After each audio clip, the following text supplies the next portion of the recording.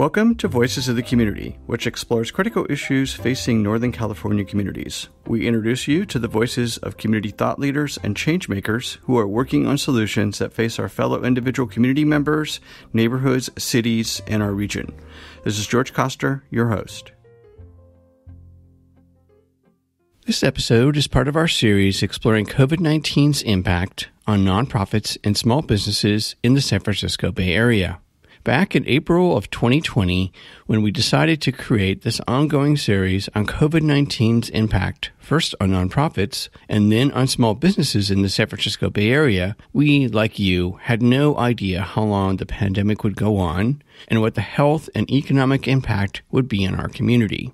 As we enter our second year of the global COVID-19 pandemic, with record numbers of both cases and deaths, our schools, businesses, and governments are still struggling to deal with the health, economic, mental, and societal impacts of the latest Omicron variant. This all adds to the ongoing uncertainty of our ever-changing indoor and outdoor, vaccinated and unvaccinated protocols, and the politics of the pandemic that will drive how we all come back together as a unified or fractured community. We will continue to shine a spotlight on the nonprofits and small businesses that make up the fabric of our community, along with the founders and staff who are struggling to deal with the impact of the COVID-19 pandemic on their operations, services, and sustainability until we can all get to the other side of the pandemic.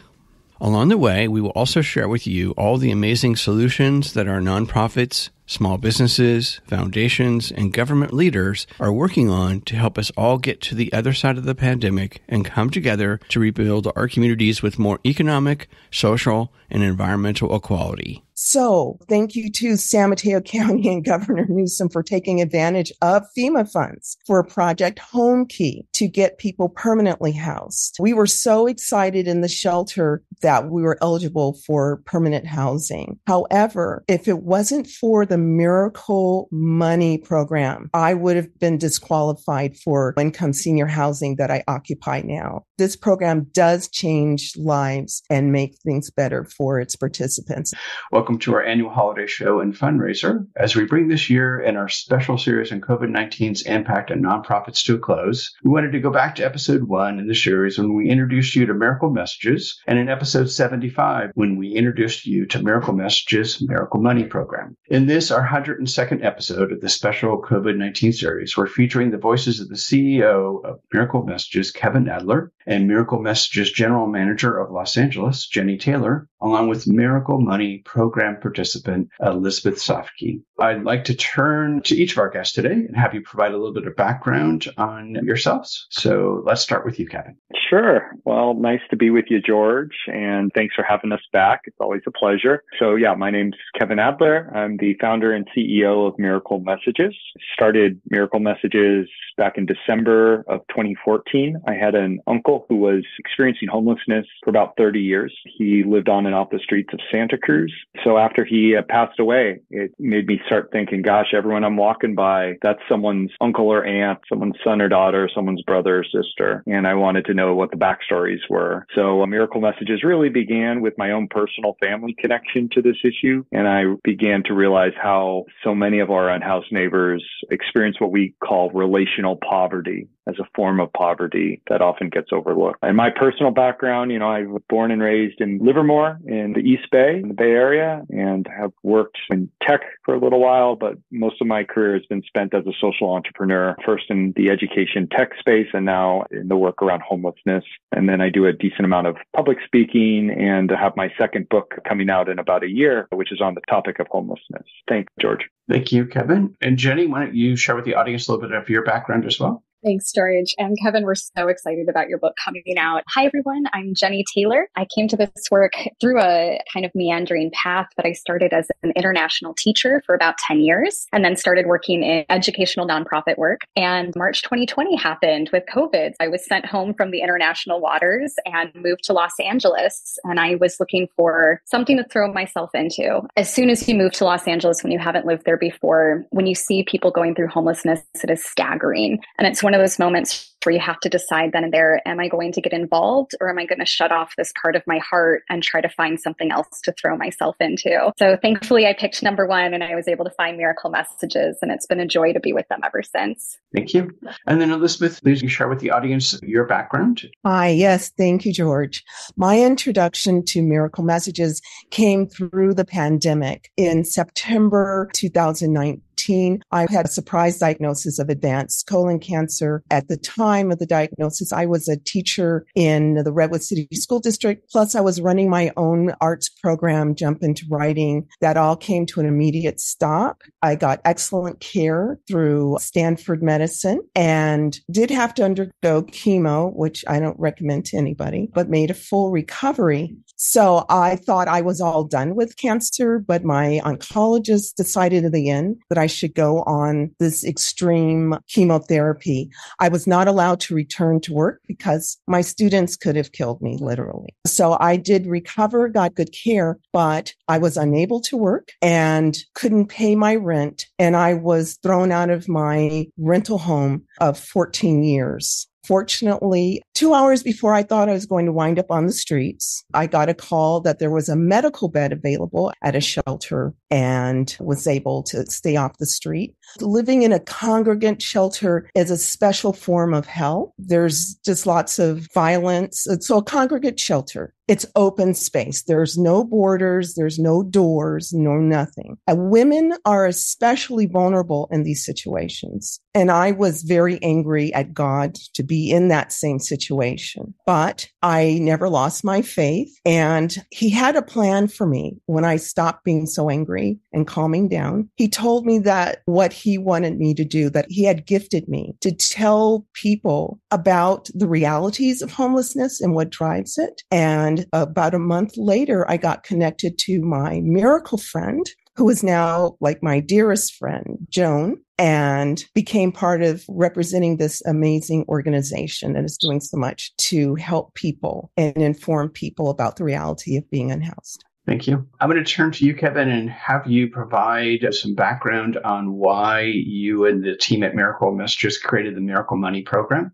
Absolutely. Well, great, again, have Jenni here with me and a beloved member of our team. Elizabeth's story is incredibly inspiring. And you hear Elizabeth speak about her experience, about her story. And no one should go through homelessness. Absolutely. But you hear Elizabeth, you're like, you should never go through homelessness. Like, this is ridiculous. And it turns out that most of the people experiencing homelessness have stories like Elizabeth. We tend to think of homelessness in very narrow, stereotypical form of what maybe we see on the streets. That's a form of homelessness. And there's many people who have severe substance abuse issues, drugs, mental health issues. And it's very visible, but also a minority of people who are experiencing homelessness and housing insecurity in the United States. So what we found is as we built the Miracle Friends program, and as folks like Elizabeth and Joan got to know each other, we started hearing from our volunteers, Joan and others saying, gosh, my friend Elizabeth, my friend Ray are amazing. They're so talented. They're so capable. I can be in relationship with them. But even if you want me to be in an equal footing relationship, if they don't know where they're going to get $50 for fill up their tank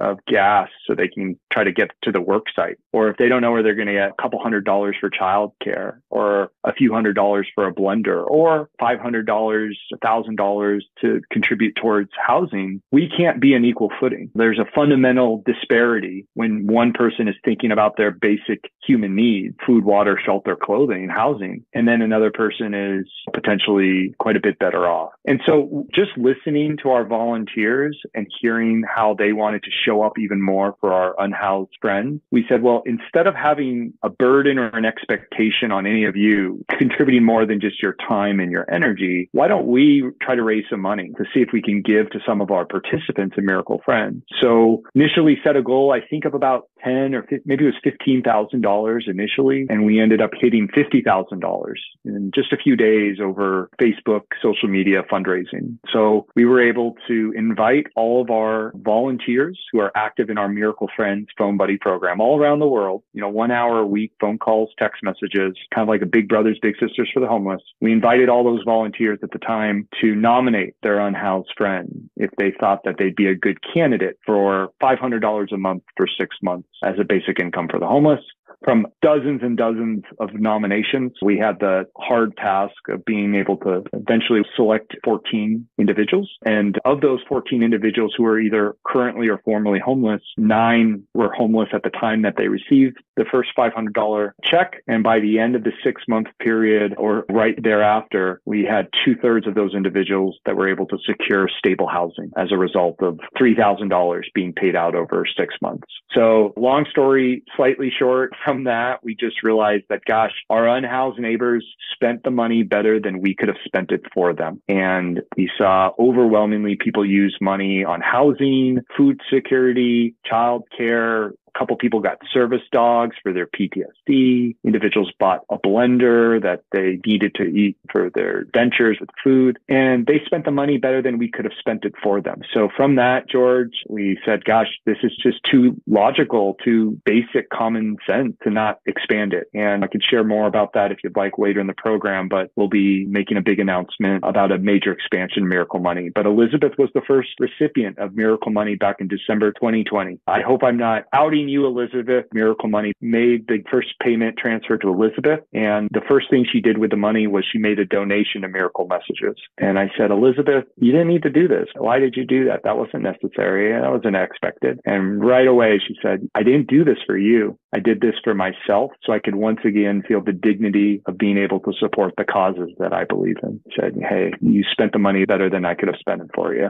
So that's what Miracle Money is about. It really worked so well together with our Phone Buddy program. Thank you, Kevin. Great story. And Elizabeth, turning to you, could you share with the audience what your experience has been in working with the Miracle Money program and how it's helped you? Thank you, George. Well, pragmatically, through the program, it helped me to do what I needed to do and access what I needed to get to return, let's say, back out into regular society. I was living in a hotel in Pacifica at the time. Thank you, Governor Newsom, because it answered a lot of prayers for a lot of people to be put into hotels where I had a door, a lock, key, and a privacy. There were still some problems with the tourists coming in and out, but it was overwhelmingly better. And with the Miracle Money program, it bought me time to reflect and think about what do I need and how can I meet that need. It may sound trivial, but like for clothing, by the time I was in the hotel, I didn't have any money. I had food and had shelter, but I didn't have money to buy clothes. And that's when I discovered that you can literally have clothes falling off your back because they're so old and you can't wash them anymore. So I was able to buy clothing. I was able to buy shoes. And yes, make donations. I've been a volunteer ever since I was in 4th grade. It's in my DNA, just giving back and wanting to help. So I was able to give to Miracle Money and to pay back what I never could. Also other organizations that I supported as well. Your participation, Elizabeth, in the program, has it helped you find housing or stabilize housing? Are you still in the hotel room? Because I know part of the room key program is starting to sunset as well. So where are you today with regards to housing? So I am housed. I live near water again. So out on Bear Island in Redwood City, California. The Miracle Money program was truly a miracle. After my full recovery, I'm 4 years in remission from colon cancer. And then after that, I was able to enter a vocational program through San Mateo County, work and get paid. I was able to save money for the first time in my life, really, not let it just go in and out. So saving money from employment and also saving up the Miracle Money program disbursements that I was getting. So thank thank you to San Mateo County and Governor Newsom for taking advantage of FEMA funds for Project Home Key to get people permanently housed. We were so excited in the shelter that we were eligible for permanent housing. However, if it wasn't for the Miracle Money program, I would have been disqualified for low-income senior housing that I occupy now. This program does change lives and make things better for its participants. And thank you again, Kevin.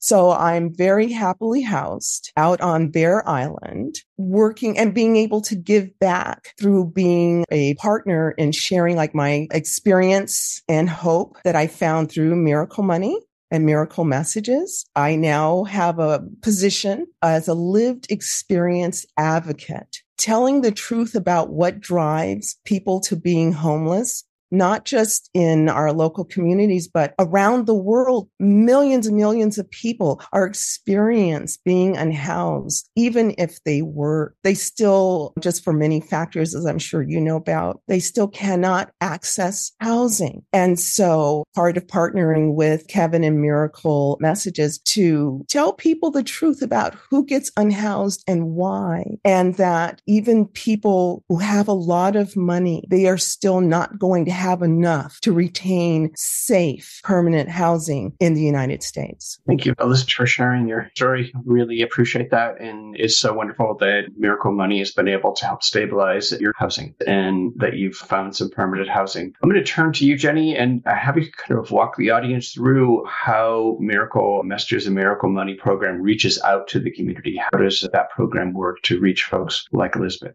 Yeah, I mean, what's crazy, in LA County, they just did the homelessness count, and we have over 70,000 people experiencing homelessness just in LA County. And I don't have the same numbers for the Bay Area, but we assume they're higher than anyone has ever imagined. But knowing that this program exists and knowing that this idea of cash flow going to people experiencing homelessness is a relatively new idea, and how do you get that out while staying very true to the core of who Miracle Messages is? And the core of who we are is really that social support. We're more than just the cash, right? We're trying to build those relationships and those bridges that we need of relationship. And so knowing that part of the Miracle Money program is related to our Miracle Friends program, that you have a friend who's just there for you, that while your life is going through these changes, while you're receiving this money, you can still jump on the phone and have someone to talk to, because there's a lot of emotions around this. It's exciting. It's a little scary, sometimes not sure what direction to go in. And more than that, just to have someone on the phone to call when so much of that social support has been lost through the process of experiencing homelessness.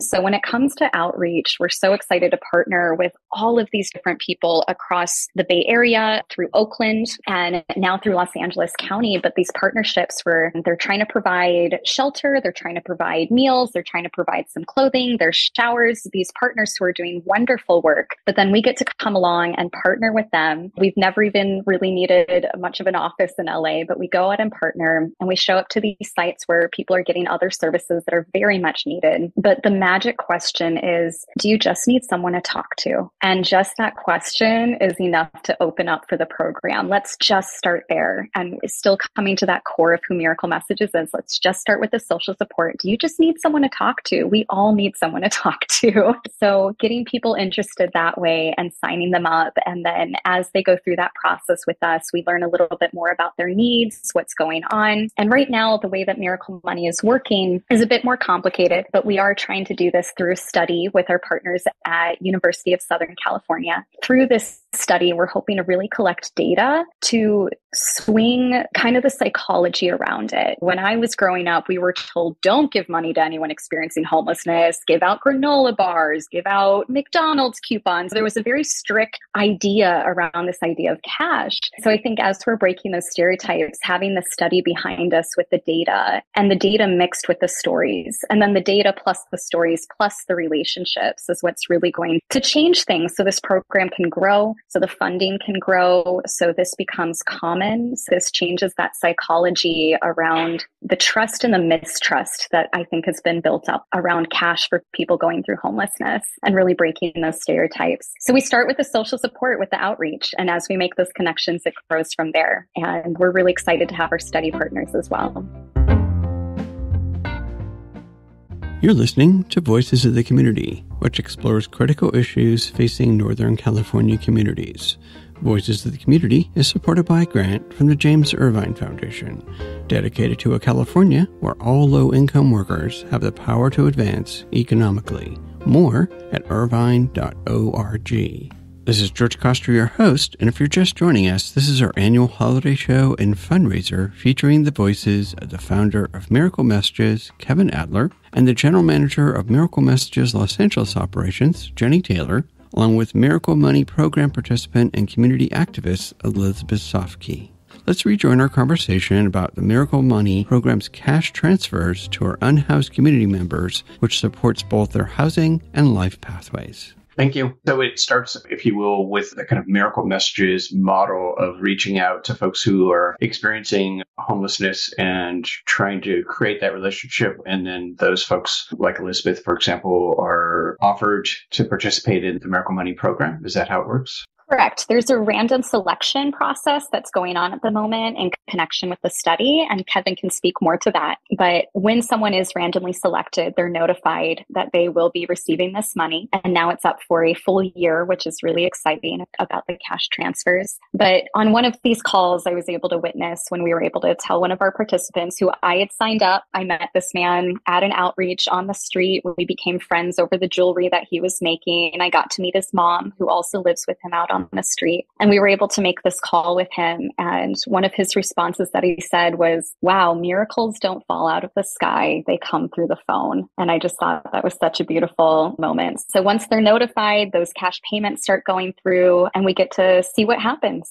That's great. Kevin, I'm going to come back to you. And Miracle Messages has been at this for a while. Miracle Money, is it going into the second year operation? I'll give you the quick timeline on all of them. So Miracle Messages as a reunion service began December 2014. Miracle Friends really got going in its kind of current form in about May of 2020 with the shelter-in-place hotels. So in the first couple months of the pandemic, and we partnered with San Francisco City and County to launch it, and it's grown since then. And then the first cash payment for Miracle Money was December 2020, and the bulk of the payments during that 6-month proof of concept was in early 2021. So Miracle Friends, I guess, would be, what is that, about 2.5 years old, Miracle Money about 2 years old, and the reunion service about 8 years old now. Kevin, from your perspective, what do you feel has been the biggest impact Miracle Money is having on our unhoused community members?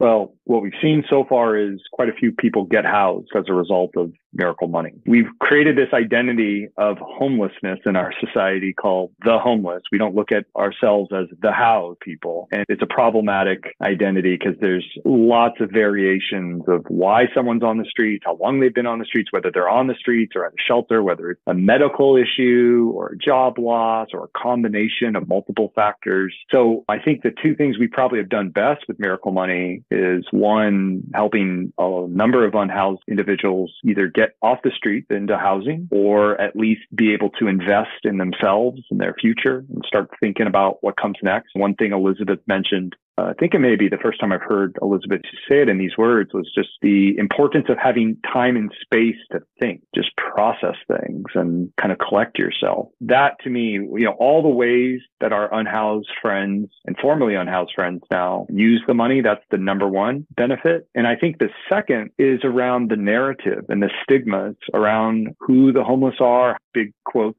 how they would use money. We've demonstrated through Miracle Money, which is, I believe, the first basic income pilot for people experiencing homelessness in the United States, and certainly the first one to focus on the importance of social support. We've demonstrated that when you invest in people, trust people, and are in relationship with people, good things happen. And I think that's counter to the narrative that we often hear around homelessness, where everything has to be top down. We know what's better for you. There's lots of hurdles to leap over to get services. And we say, no, actually, we'll give you the money and better than what we do. So I think that changing the narrative around homelessness, as well as the uses of the funds, are probably the main outcomes that I'm excited about.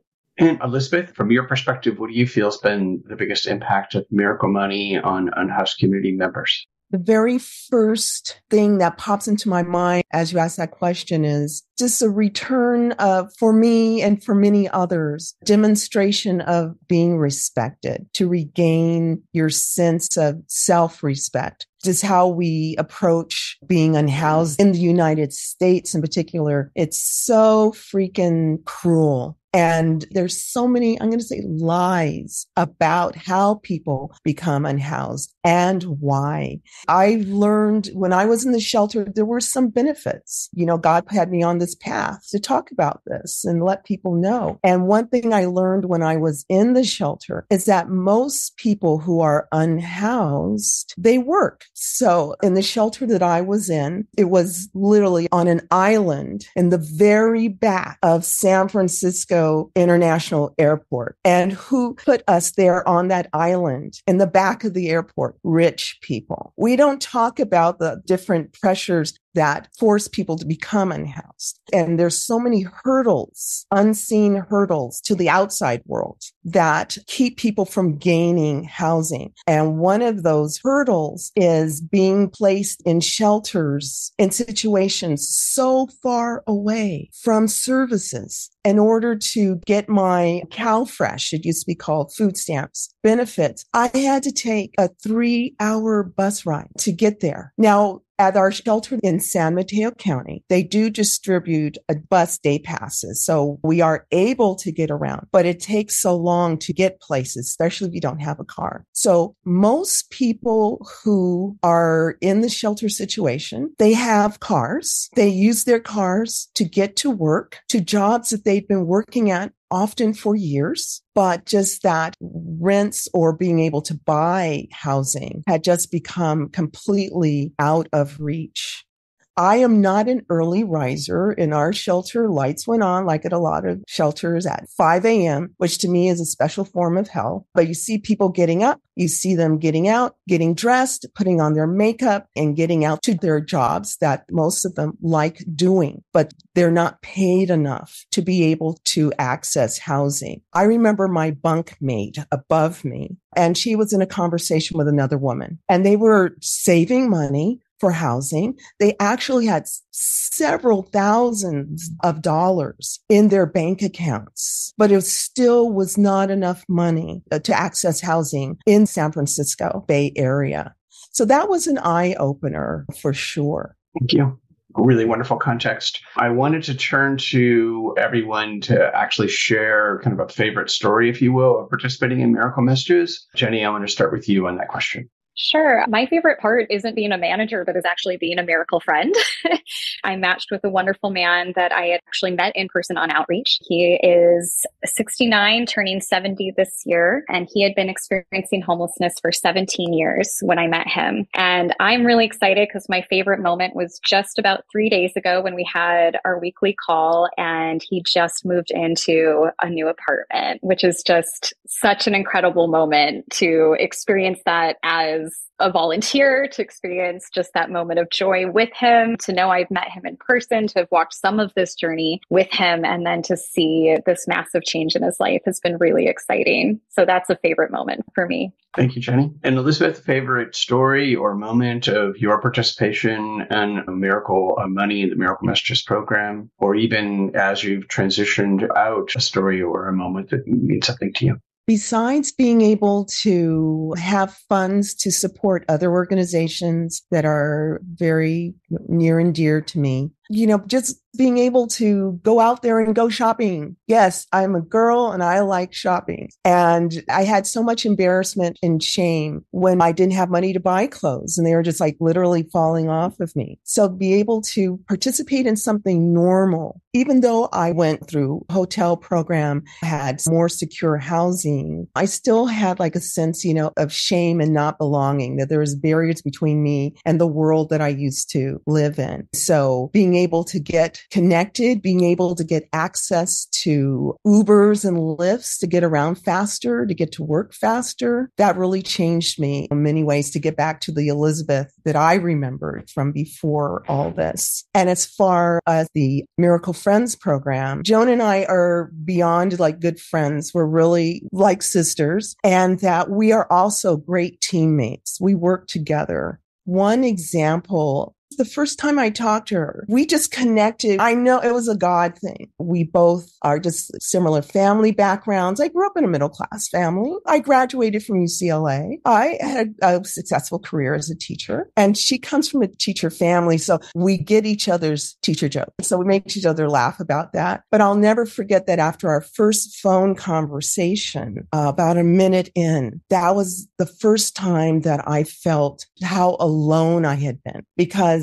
there's really no time to think and process. Even if you're in a safer place, there's always something happening. But I had that time, that quiet, and being able to talk to someone who I could connect to, feel my own loneliness for the first time, because interacting with people in shelters is extremely dangerous. Interacting with people in the hotels was still dangerous, but here was a safe person I could confide in and putting me back on that path to reconnecting with the world. Thank you. And Kevin, favorite story or moment? Oh my gosh. I mean, I can't even begin to start. I mean, it is a joy and a highlight for me just to hear Elizabeth share the impact this program has made in her life. To have a friend like Elizabeth, I'm not as bosom buddy with Elizabeth as Joan is, but that's understandable. But Elizabeth, I consider her a friend. I guess it was almost a year ago, Elizabeth, at Thanksgiving time, do that little potluck thing for your German friend at your house that we went to.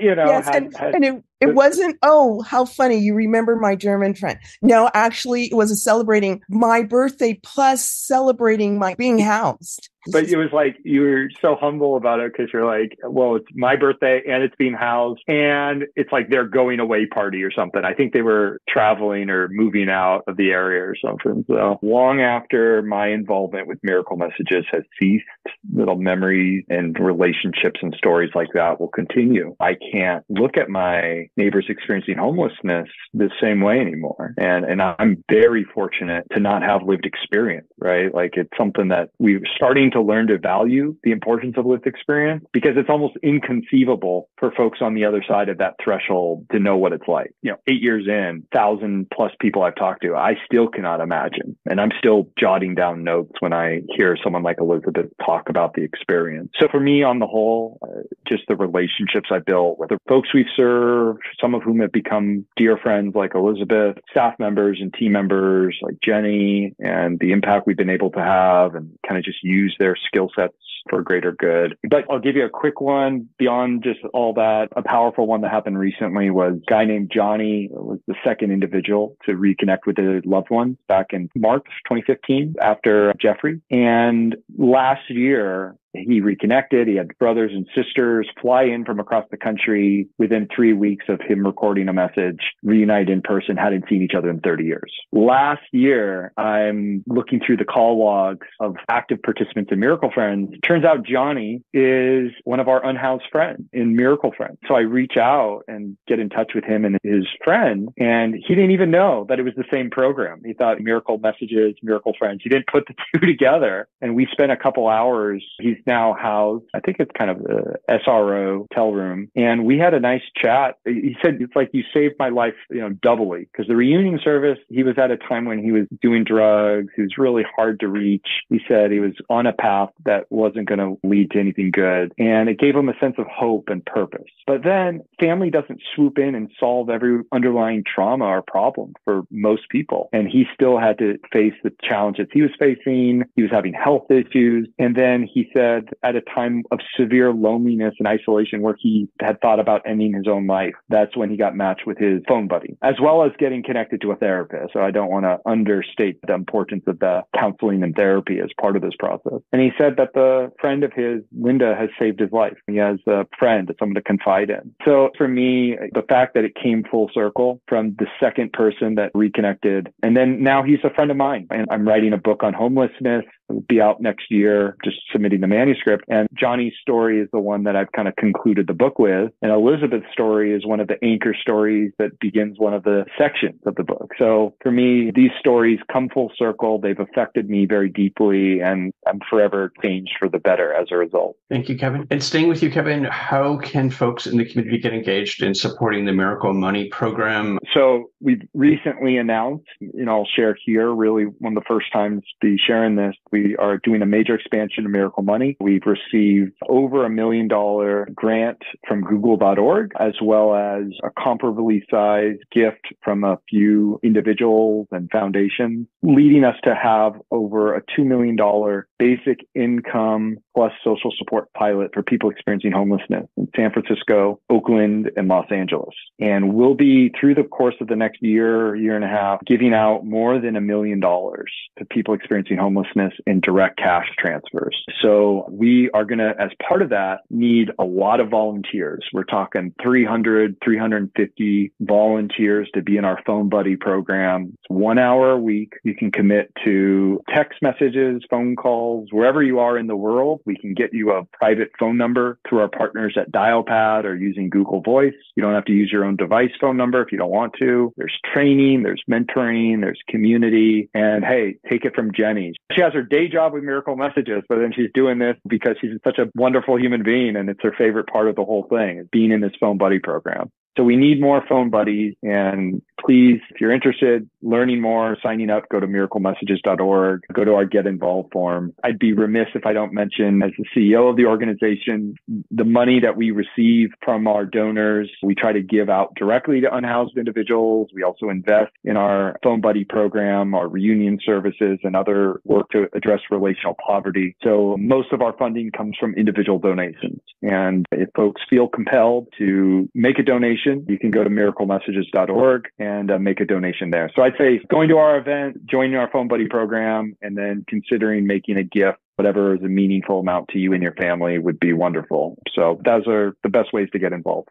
As I recall, I think Miracle Messages has brought together, is it 800 families now? Soon enough. We're at over 700 now, and we'll be eventually at 800. And I think we have over 250 phone buddies that have been active in our program. So cumulatively, we've served well over 1,000 people experiencing homelessness throughout the country. And then how many folks have actually, like Elizabeth, participated in Miracle Money program over the last 2 years? So the initial pilot was 14 individuals. Elizabeth was one of those 14. And then we have our expansion that we're enrolling, recruiting for in LA. Jenni and her colleague John are hard at work in LA. We have a team in San Francisco doing that in SF and Oakland. That will extend Miracle Money to another 110 individuals. So cumulatively, we'll be at about 125 within the next year or so. That's great. All right, so I'm going to go to our final question. Basically, since we're still in COVID, I just wanted to ask each person if they could share from their perspective what are some of the positive things that have come out of the pandemic to support our unhoused community members, whether it's through the Miracle Messages program, Miracle Money, etc. Elizabeth, I'm going to start with you.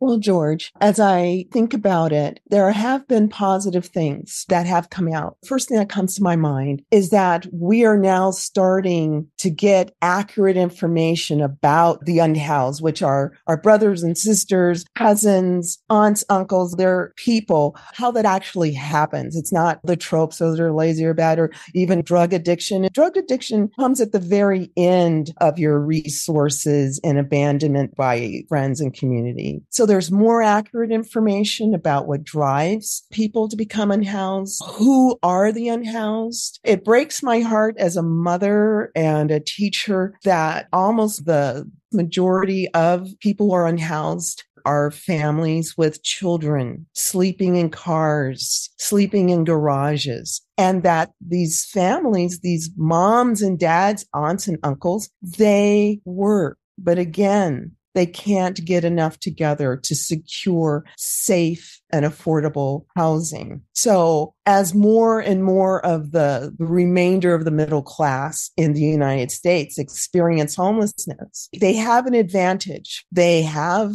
good educations, college educations. They know how to work, how to discern and work systems. And a lot of people are going through being unhoused. They're not hiding in shame anymore. More and more people are coming out and talking about their experience experience and what they see and what they believe needs to happen with getting one who wants housing, that they can access housing. So I think that's one major move where the American success story has been proven false again, and so-called ordinary people, ordinary citizens are starting to take action on this and being willing to share their stories. And I want to acknowledge an important part of my recovery and getting back out into the world. And that has been being able to work with Kevin on different projects and being trusted. It has restored my self-esteem immensely to be a useful person sharing my gifts. Some highlights of some of our collaborations that he initiated was me as a lived experienced advocate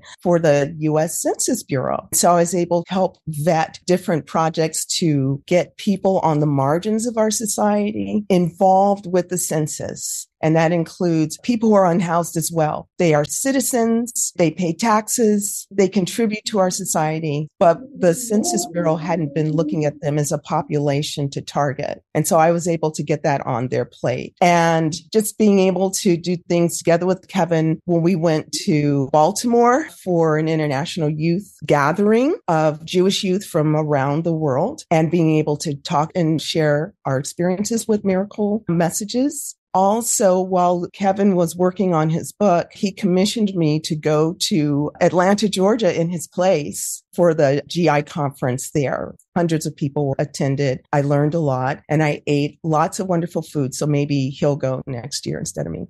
Thank you, Elizabeth and Jenni. Oh man, so hard to follow that. That was beautiful, Elizabeth. What good has come out of this in relation with COVID-19? I think it's such a great question. Just as you said, I think there's more understanding. I think there's more information. I think there's a lot more activism going on that is really beautiful to see. But one of the things I see a lot is the compassion that has come out when I'm asking people to volunteer with us, which I'm really passionate about. We really bring up the idea that people experiencing homelessness are very isolated. There's depression going on. There's loneliness going on. And I think everyone has always been able to connect with those ideas. But I think especially after lockdown and the COVID-19 response and how isolated housed people felt and how much we reached out to our loved ones during that time. How many phone calls we made in one day during lockdown just to feel connected, just to feel loved, just to feel like we weren't losing our minds. And so taking those feelings and now saying, you know what, some of our unhoused neighbors haven't had a conversation like that in years. I think that level of compassion is really starting to turn that tide where we're seeing that we have more in common than we did before. And so I see that even though it's a difficult thing, I think it's become a really beautiful thing to come out of this. Thank you, Jenni. And Kevin? Yeah, I'll keep it brief because I think Jenni and Elizabeth really captured a lot of what I would share as well. Early on in the pandemic, a fellow kind of homeless nonprofit leader told me something of what he heard one of the unhoused clients say to him that stuck with me. Said, "You don't need to teach me about social distancing. That's my life already." And to Jenni's point, I don't think most of us have any sense of what that level of isolation, loneliness, relational poverty is like. But we glimpsed it and we tasted it in a way that was very uncomfortable and very painful and hurtful for a lot of our mental health over the pandemic. But we got a glimpse of what many of our unhoused neighbors face every single day to a much greater severity and extent than anything that is imaginable. So I think that change in perspective to lower the barriers of us versus them and realize that this experience of relationships, social support, we all need to feel like we belong. And then I'd say the other piece for us is we found that most cities and counties and larger homeless service providers were pretty resistant prior to the pandemic, even again now, to innovation and to deep, meaningful collaboration. But as a result of the pandemic, there was this period of openness and possibility that led us to be able to partner with the city of San Francisco and create a phone buddy program and then create a basic income pilot on top of that and grow those. And now, as Jenni's doing in LA, find all these terrific partners down in LA that kind of share our vision for a more humane and human-centered approach to homeless services.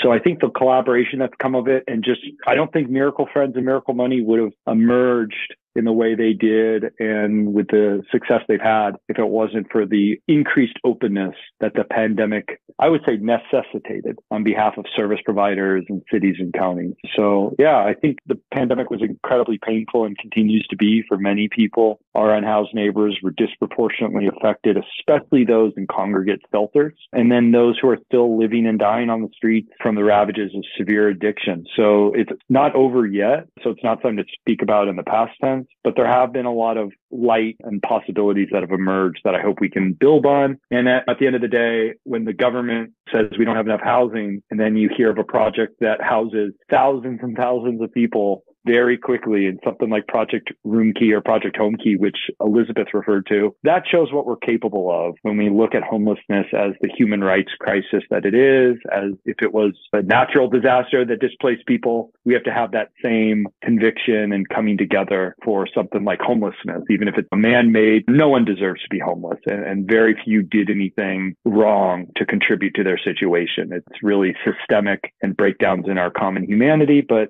again, during the pandemic, we've seen some light that we can build on and to hopefully continue long after the pandemic is a thing of the past. Thank you. Really wonderful answers. Thank you, Kevin, Jenny, and Elizabeth, for sharing your wonderful work of Miracle Messages and how the Miracle Money program is helping our unhoused community members. We'll make sure that listeners have your contact information, website, and social media. And finally, for the Miracle Money holiday program, I'm matching donations up to $2,500. So please go to miraclemessages.org/donate. And I want to wish Kevin, Jenny, and Elizabeth a wonderful end of the year holiday season. Please stay safe and healthy out there as we all work our way through the latest stage of COVID-19. And thanks very much for participating in today's show. Thank you so much. Thank you, George. Thanks, George. That's it for this episode of Voices of the Community. You've been listening to the voices of the founder of Miracle Messages, Kevin Adler, and the General Manager of Miracle Messages Los Angeles Operations, Jenni Taylor, along with Miracle Money Program participant and community activist, Elizabeth Softky. To donate to the Holiday Miracle Money Fund to provide funds directly to our unhoused community members, please go to miraclemessages.org/donate. And remember, I'm matching up to $2,500 so you can double your donation. You can listen back to Episode 1 in our special series to hear about the background of Miracle Messages with Kevin and to find out more about the success of the Miracle Money program and its impact on our unhoused community members. Please listen back to Episode 75 of this series, where we feature the voices of Ray, Jen, and Kevin. We hope that you enjoyed the insights, points of view, and personal stories from the voices of changemakers and their nonprofits and small businesses featured in this series.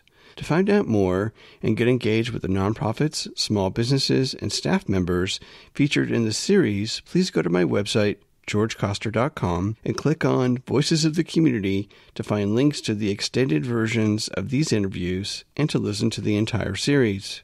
After listening to these stories, we hope that you will consider making a donation and volunteering to provide a hand up to your fellow community members. Today's episode was made possible by the audio wizard and our associate producer, Eric Estrada, and the graphics magic of Casey Nance from Citron Studios, along with the wonderful crew at the San Francisco Public Press and KSFP. Voices of the Community is supported by a grant from the James Irvine Foundation, dedicated to a California where all low-income workers have the power to advance economically. More at irvine.org. Voices of the Community is a member of Intersection for the Arts, which allows us to offer you a tax deduction for your contributions. Please go to georgecoster.com and click on the donate link to make a donation to help us provide future shows just like this one. While you're on our website, you can enjoy our archived past shows, which feature community voices working on solutions to critical issues facing Northern California communities. And you can sign up for our newsletter to find out more about future shows, as well as shows and events from the organizations that are included in our episodes. Take us along on your next COVID walk by subscribing to Voices of the Community on Apple Podcast, Spotify, and Google Podcast, or wherever you get your podcast. You can follow us on Twitter at George Coster, and we'd love to hear from you with feedback and show ideas, so send us an email to george@georgecoster.com. I'm George Coster in San Francisco, and thank you for listening.